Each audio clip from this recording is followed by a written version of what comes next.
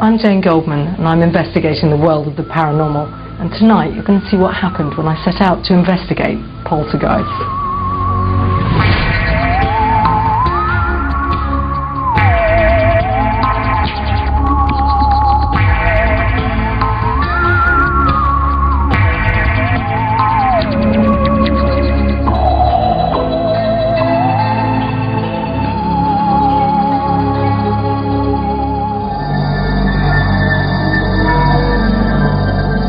Poltergeist. The word comes from the German for noisy ghost.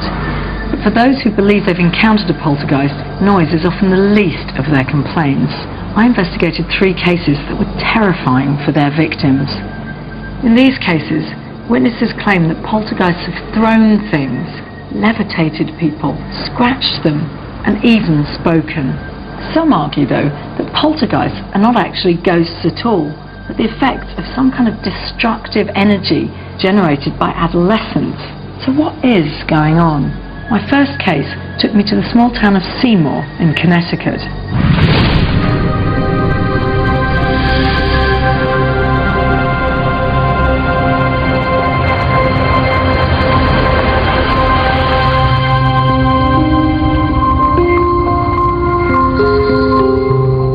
This community was one of the earliest established by English settlers, and houses in the area date back to the 16th century. Soon after the sudden death of her young husband in 1995, Bonnie Beckwith moved to New England with her 2 teenage daughters. From the very first day she decided to move to this old house just outside Seymour, Bonnie and her family felt they were victims of poltergeist attack. Actually, it started before we even thought it did. When we pulled in the driveway, my daughter felt very uneasy, and she said that she didn't want to come into the house because it was evil. When they're in the room, you feel pure hate. It feels like someone is standing this close to your face, staring you down, with nothing but pure hate and evil. Over the next 4 years, Bonnie and her family suffered many strange and terrifying experiences in the house. Pictures would fly off the walls, fires would start, and strange images would appear in photos. Bonnie was determined not to be driven out of her house by anything, not even a poltergeist. But her daughters moved away as soon as they were old enough. I've heard a little bit about your experiences at the house, which sounds extraordinary. I mean, do you remember when it first all started? We were down the street, not even at the house yet, and I just knew we were like getting close, but I had a feeling just that like you don't want to go here, and there's something in there that just didn't want us there. It felt like really strong and just a creepy vibe. I always felt like I was being watched, like there was something or someone like right over my shoulder breathing down my neck. It was like I was just afraid. There was a night that I was on the phone with a friend of mine. It was approximately 11:30, 12 o'clock at night, and my bed actually raised off of the floor and hovered for probably about a minute and a half, and then landed back on the ground. I didn't know what to expect or what to think. I just froze. I was terrified. You can't see anything, so how are you supposed to react to something that you can't see? You can only feel. On top of that, you can't even prove it. I've never felt that scared in my life. You don't know what to think, really. What is going on? Do you feel like you're in danger? There have been times where we have been absolutely terrified when you see things that aren't supposed to happen and they happen, and you don't know what to do. You can't shoot it. How are you going to protect yourself? After a desperate phone call from Bonnie one evening in November 1998, internationally known demonologist Lorraine Warren visited the house. Over the following weeks, Bonnie carefully followed Lorraine's advice on dealing with the poltergeist, and the terrifying incidents came to a halt. At least that's how it looked. But after a 4-year break, the attacks seemed to start all over again. Lorraine was back to find out what was going on. There's a lot of phenomena happening in here. But see, without the energy of the girl who lived here, a lot of that has subsided. But everything is still not gone. We had researchers actually stay in this room all night. Did things happen while the researchers were Yes, there? yes.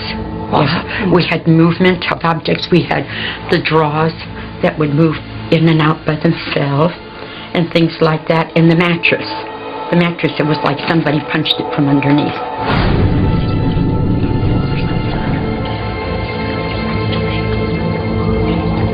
This was a bedroom. There were people in here, and as a result, there was laws of attraction.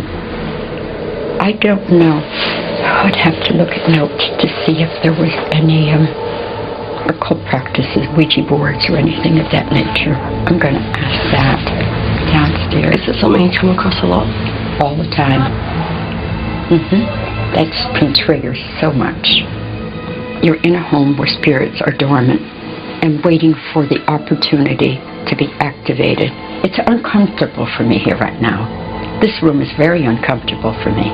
So having now come in and felt this in this room, you feel it definitely warrants further attention? Yes, it does. Definitely.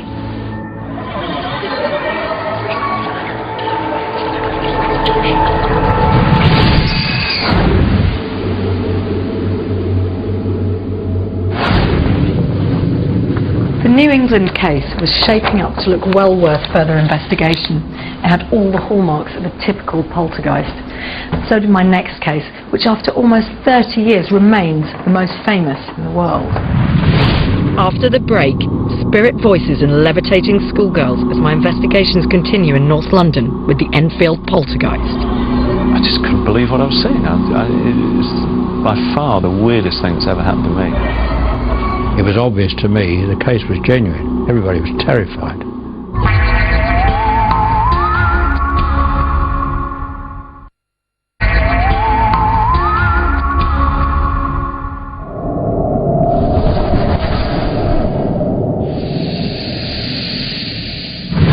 This very ordinary house on this very ordinary North London street doesn't look any different to its neighbours or to thousands of others like it across Britain.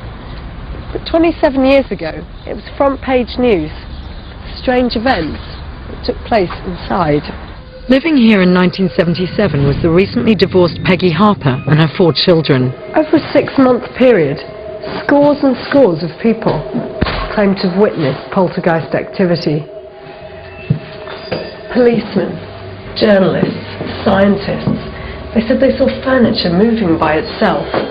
Children appeared to float through the room, and they heard strange and frightening voices. The Enfield Poltergeist, as it came to be known, was to be the most investigated and the most famous ghost case ever.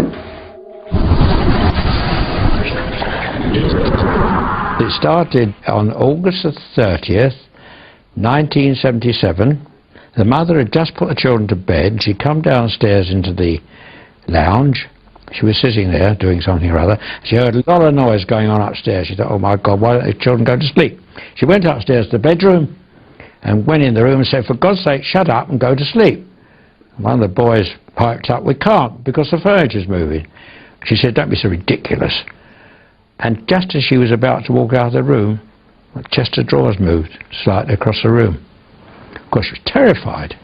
And from then on, it started to get rough.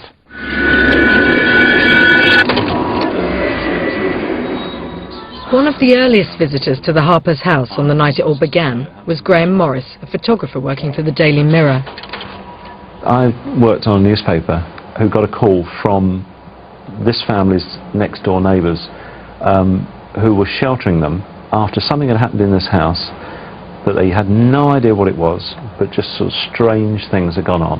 Furniture shifting, things whizzing around, flying around the room. Everyone was fairly sceptical until the woman on the phone said, well, the police who are here, they've seen what's happening, and with that gave it a sort of air of authority, respectability, and they said, right, okay, dispatch myself and reporter up to the house. It would have been something like midnight by the time we arrived there. We stood there and waited, nothing happening. Got the cameras ready, flash guns turned on. Then they brought the children in, but it was just as one of the girls came in that things just took off. I mean, it wasn't sort of Hollywood, it wasn't just everything whizzing around like the Wizard of Oz. But